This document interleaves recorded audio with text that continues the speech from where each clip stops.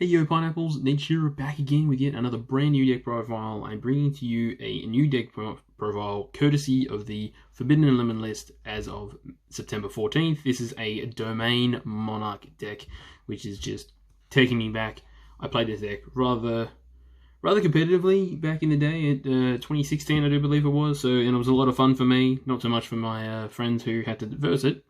But this is my current build of it. This is the build I also played those long Yu-Gi-Oh! Years ago. So it's a lot of fun. And I'll get straight into the deck profile. It's Domain Monarch, so it doesn't actually have a extra deck, but I will be showing you a side deck that would sort of, I feel, get into the meta. So I'll get straight into it. The monster lineup is 15. There is 22 spells, and there is only 3 trap cards. Starting with the big Monarchs, we have 3 Ether, the Heavenly Monarch, probably the best one for going first and going second. For those who aren't quite sure on what the Monarchs do, this one is when this card is... you can tribute summon this by tributing 1 tribute summon monster. It also has the effect of, if this card is tribute summoned, not as cost, you can send 2 Monarch spell or trap cards from your deck to your graveyard with different names to special summon 1 monster from your deck with 2800 or 2400 attack and 1000 defense. That monster is then returned to the hand at the end of the turn. It also has an effect during your opponent's main phase. If this card is in your hand, you can banish a Monarch spell or trap card from your graveyard to immediately, after this card resolves, tribute summon this monster. So it's really good. Going first and going second. You max out on it because it's probably the best one there. The second best one is my man Erebus, the Underworld Monarch. This guy also has the effect of, it can be tributed with 1 tribute by tributing a tribute summon monster. And then this one also has, not as cost, send 2, when it's tribute summoned successfully, send 2 spell or trap Monarch cards from deck to grave with different names to return 1 card on your opponent's field, grave, or in their hand back into the deck. Really solid card. It also got a grave effect, is during either player's main phase, you can discard a Monarch spell or trap card to target a monster in your grave with 2400 or more attack and 1000 defense and add it to your hand. So another really good recycling card as well. I'm also playing 1 Thestalos, the Mega Monarch. For the option of when it's tribute summoned, you can look at your opponent's hand, force them to discard 1 card. If it's a monster that you discard, they lose 200 times the level of the monster. So it's a really good card. You get to look at your opponent's hand, which is the reason why I'm playing it in the first place. I'm not running it in the main, but there's a cheeky little thing that you can do where you have escalation of the Monarchs, where you can tribute this, rip a card out of their hand, and then escalation during their turn, and then rip another card out of your hand with the Erebus. So little sneaky thing. I'm not playing the escalation in the main. So they're the big Monarchs. And then the smaller Monarchs, I'm only playing 3 Karaz, the Light Monarch. These are my German copies that I've got here. I do actually have an original. What this one does is, when it's normal or special summoned, you can target up to 2 cards on the field, destroy those cards, and then the controller gets to draw 1 card for each card that was destroyed. So you can either destroy 2 cards on your opponent's field, but then they draw 2 cards, or you can, when you summon it off of the Ether, you can destroy itself and another card, or just itself, to upstart into an additional card. So it's a really good card, in my opinion. So 10 Monarchs altogether. I think 10 Monarchs is the perfect number for a Domain Monarch deck, is my opinion anyway. Going to the Squires, we've got 3 Edia, the Heavenly Squire. This one, when it's normal or special summoned, you can special summon 1 monster from your deck with 800 attack and 1000 defense in defense position, except itself. And then when it's sent to the graveyard, you can add 1 banished Monarch spell or trap card from to your hand. So really good applications in this deck. It's your main normal summon of the deck, mixed in with 2 Edius, the Underworld Squire. When this one is normal or special summoned, during the main phase of this turn, you can get 1 additional normal summon in addition to your normal summon. And then it's also got the grave effect of, if you can banish this card to target a monster with 800 attack and 1000 defense from your graveyard, special summon it to the field defense mode. You can only use both effects of this card once per turn. I'm only playing 2 because there has been games when I've played 3. I don't want to open it. That's the thing that I don't want to do. I want to open Edia before I open Edios, which is why I'm only playing 2. I would consider 3, depending on if the meta slows down. At the moment, it's pretty undetermined with the ban list pretty much just dropping. I think about a week, well, not quite a week ago. So I'm sticking with the 2 Edios for now. That's the 15 monsters, and then the 22 spells. The Monarch spells, we've got 3 Tenacity of the Monarch. Tenacity, you reveal a monster in your hand with 2400 attack and 1000, or with 2800 and 1000 attack to add a Monarch spell or trap that's not itself from deck to hand. You go to max out on the spell Monarchs, and the most recent off the ban list is 3 Pantheism of the Monarch, which is there's a reason why this card was at 1 in the first place. It's just so busted. So what it does, you send a Monarch spell or trap card from your hand to the grave to draw 2 cards.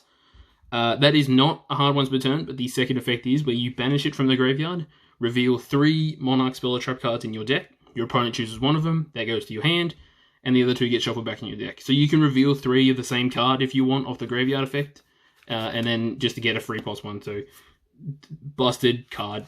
Can't believe it's back. I'm so happy. The reason why this deck is called Domain Monarch, we play 3 Domain of the True Monarch. What this one does is, while you have no extra deck and you control a tribute summon monster, your opponent cannot summon from the extra deck. It also has the battle effect when, if your tribute summon monster battles an opponent's monster, your monster will gain 800 attack points during the damage calc. And also, once a turn, you can reveal a monster in your hand that's got 2800 attack and 1000 defense. By revealing it, its level decreases by 2 until the end of the turn. So, really, really good card as well. I play 3 Return of the Monarch. This one has pretty much just one effect. So, when you perform a tribute summon, you can add either a monster from your deck to your hand with 2400 attack and 1000 defense, or a monster with 2800 attack and 1000 defense. I was considering cutting one of them and playing a card called March of the True Monarch. March of the Monarchs, I think it's called. Which prevents your Monarch monsters from being targeted or destroyed by card effects. That was the only thing I was considering, but again, with the meta still undefined, I'm playing the basic, most consistent version of this deck as I possibly can, which is why I'm running 3. Then we have 3, the Monarch Stormforth, which is literally just Soul Exchange, except you can battle. So you can use your opponent's monsters for a tribute summon till the end of the turn, but you can't special summon from the extra deck. It doesn't matter, you don't have an extra deck to special summon from.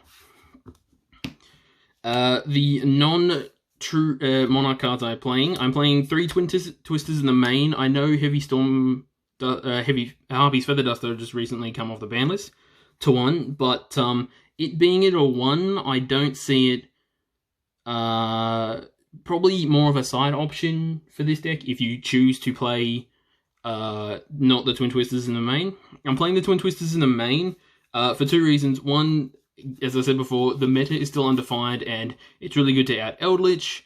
It's just those awkward those awkward back row decks against this deck has a trouble against, like Altergeist and stuff like that. So I figured the 3 Twin Twisters was fine, and it also, you can discard your either your Monarch, your Pantheisms, or you can discard your Edia or your Erebus, the Underworld Monarch, to get its grave effect happening to continue your plays as well. So, triple twin.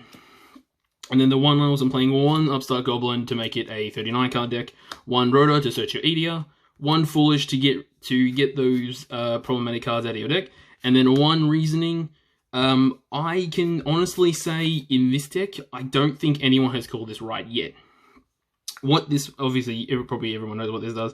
So, in the experience that I've had, they've either called 1 and I've revealed a Monarch, or they've called 8 and I've revealed a Squire. So, I love this card to death. You can also mill out your Monarch spells and trap cards, so you can get Pantheisms in the graveyard and all that sort of stuff. So, really, really good card. They're the spells, and the only trap cards I'm playing are just 3 Prime Monarch. This one's got 2 effects. On field, once a turn, you can target 2 Monarch spell and trap cards in your graveyard, shuffle those into your deck, and then draw a card. It's also got a grave effect where you can banish another Monarch spell or trap card, and then summon this monster in summon this as a monster in defense position.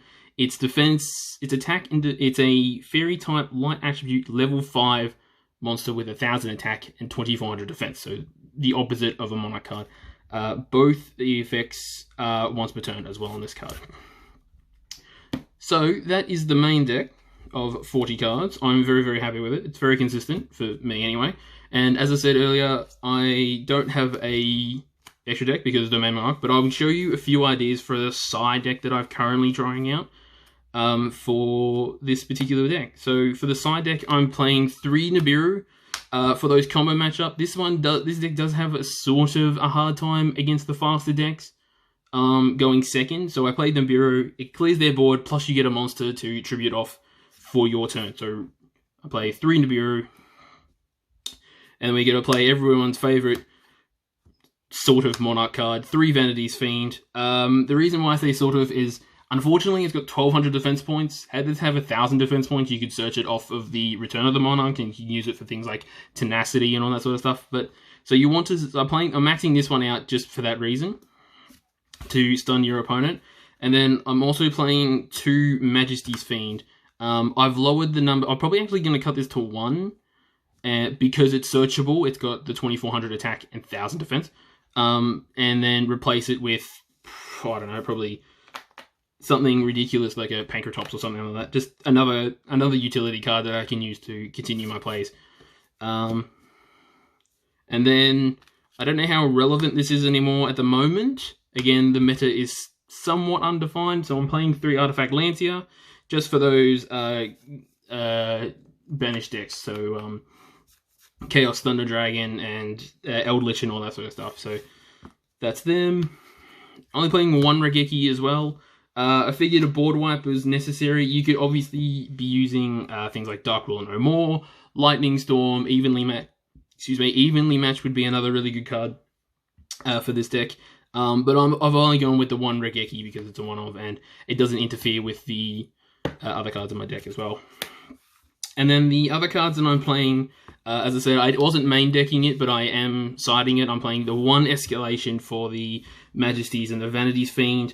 Just to, it lets you, during your opponent's main or battle phase, you can immediately after this effect resolves, you can tribute summon 1 monster. So if they happen to try a play, you can then flip this, tribute summon your Vanities Fiend or your Majesty's Fiend, and then stop their entire thing. And then I'm also playing 2 the Monarchs Erupt, which is your skill drain if you control a tribute summon monster. So that's it. And that is all from me for this deck profile. I hope you guys got something out of it. I hope you at least give this a test run. I really enjoy the deck. Again, as I said, not a lot of people do. Probably those people who played in the format of 2016. But again, thank you very, very much for watching. Any tips, tricks, or queries about the deck, by all means, leave them in the comments below. I'll endeavour to read all those lovely things. And I've probably got another deck profile coming up this weekend as well. So hopefully I'll see you there, guys. Thank you ever so much for watching. And as I like to say, take care, guys. Peace.